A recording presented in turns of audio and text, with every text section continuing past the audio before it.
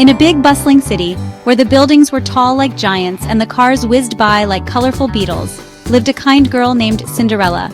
Her house, however, was not as bright as the city lights. It was a rather gloomy place tucked away on a quiet street. Cinderella dreamt of colors and fabrics, of stitches and seams. More than anything, she wanted to be a fashion designer. She would find old bits of cloth and forgotten buttons, and in her small attic room, she would sketch wonderful dresses in a worn-out notebook. Her mind was a rainbow of ideas, waiting to burst out and fill the world with beautiful clothes for everyone to wear and feel happy in. Cinderella was very clever with a needle and thread. She could turn a plain old curtain into a splendid skirt, or a tatty tablecloth into a fantastic top. She saw patterns in everything: the leaves on the trees in the park, the clouds in the sky, and even the puddles after the rain. Her heart was as gentle as the silk she longed to sew with. She was always kind to the little mice that scurried in the walls and the birds that sang on her windowsill, sharing her crumbs with them every single morning. They were her only friends in the big, lonely house, and they loved to watch her create her little masterpieces. But alas, Cinderella did not live alone. She lived with her stepmother, a woman with a face as sour as a lemon, and her two stepsisters, Anastasia and Drizella. They were not kind or clever at all. They spent their days scrolling on their phones, taking silly pictures of themselves, and buying clothes they only wore once.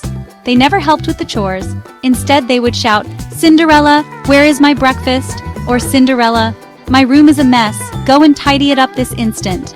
They made her scrub, dust, and polish all day long, leaving her no time for her own dreams. One sunny afternoon, a shiny gold envelope arrived in the post. It was an invitation to the Royal Fashion Gala. The most famous designer in the city, Mr. Charming, was hosting it, and his handsome son, the Prince of Patterns, would be there. Anastasia and Drizella squealed with excitement. "I will wear a dress covered in glitter," shrieked Anastasia.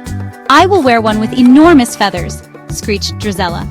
They talked about the gala for days, while Cinderella just listened, a little wish growing in her heart. She imagined dancing at the gala in a dress she had designed herself, a dream that felt as far away as the moon. Cinderella gathered all her courage, which felt as small as a pinhead, and asked her stepmother, "May I please go to the gala too? I have finished all my chores, and I could even make my own dress from some old fabric." Her stepmother let out a cruel laugh that sounded like stones rattling in a tin. "You? Go to the gala? Don't be ridiculous," she scoffed. "You belong here with the dust and the mops. Look at your raggedy clothes. You would embarrass us all." Anastasia and Drizella joined in, pointing and laughing at Cinderella until tears welled up in her big, hopeful eyes, and she ran to the garden to hide. As she sat on a bench, crying softly amongst the roses, a shimmering light suddenly appeared beside her. It twinkled and swirled, and out of the light stepped a little woman with a kind smile and spectacles perched on her nose. She wore a sparkly silver suit and carried a tablet that glowed. Now, my dear, no need for tears," she said in a warm voice. "I am your fairy godmother, and I'm here to help you get to that gala. We haven't much time, so let's get you ready for the ball. A brilliant designer like you simply must attend such an important event." With a tap of her glowing tablet, the fairy godmother began her magic. "First, we need the perfect outfit," she declared. She pointed the tablet at Cinderella's simple clothes, and in a flash of pixels and glitter, they transformed into the most magnificent gown Cinderella had ever seen. It was the color of the evening sky, covered in tiny, twinkling stars. On her feet appeared a pair of dazzling shoes made of what looked like spun glass, sparkling with every tiny movement. Cinderella gasped, twirling around in her beautiful new dress, feeling like a real princess for the very first time. "But how will I get there?"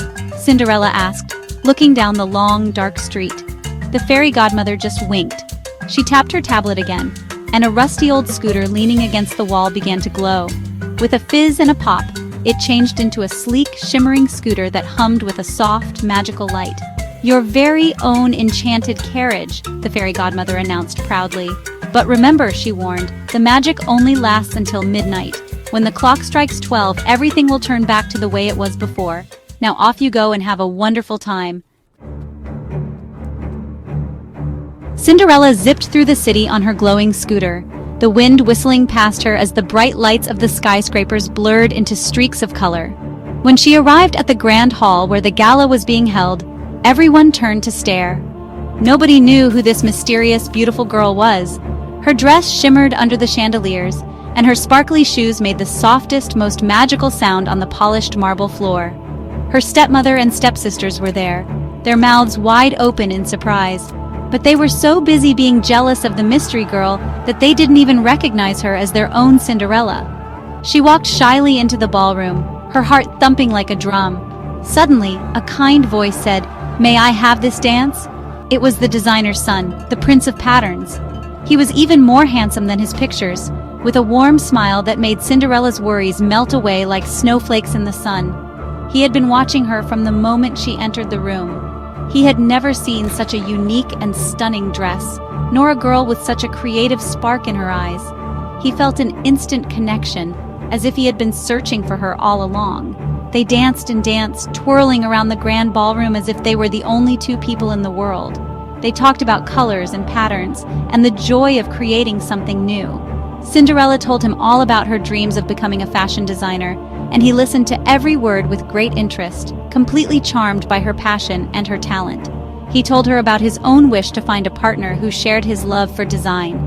For a few magical hours, Cinderella forgot all about her chores and her mean stepfamily. She was just a girl, at a wonderful party, with a boy who understood her perfectly. Suddenly, the great clock in the hall began to chime. Bong! Bong! Bong! It was midnight. "Oh no, I have to go," Cinderella cried, her magical evening about to end.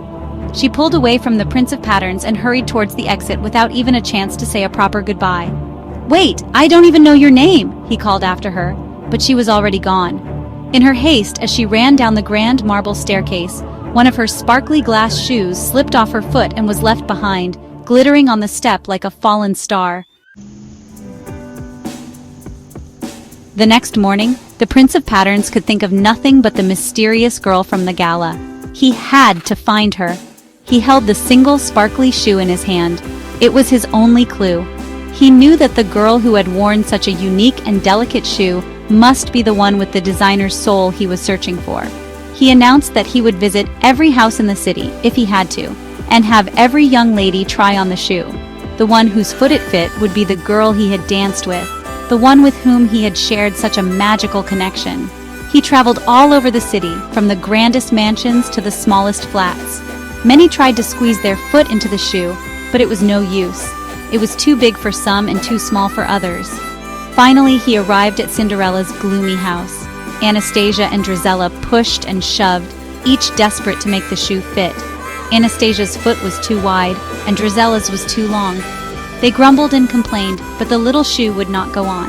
The Prince of Patterns was about to leave, feeling very disappointed indeed. Just then, Cinderella came down the stairs carrying a basket of laundry. The prince saw her and asked, "Would you like to try?" Her stepmother snapped, "Her! She didn't go to the gala, she's just the help." But the prince insisted. Cinderella sat down and she gently slipped her foot into the sparkly shoe. It fitted perfectly, like it was made just for her. A smile spread across the prince's face. He had found her. He looked at Cinderella, not at her simple clothes, but at the hopeful, creative light shining in her eyes. "I knew it was you," he said softly. "A person with your talent shouldn't be hidden away. I would like to invite you to join the top fashion school in the country, with a full scholarship." Cinderella's heart filled with so much joy it felt like it might float away. Her stepmother and stepsisters could only stand and stare, their faces a picture of shock. Cinderella happily accepted, leaving her life of chores behind forever. She went to the fashion school, where she designed the most wonderful clothes, and her dreams, once sketched in an old notebook, finally came true in a rainbow of color and style.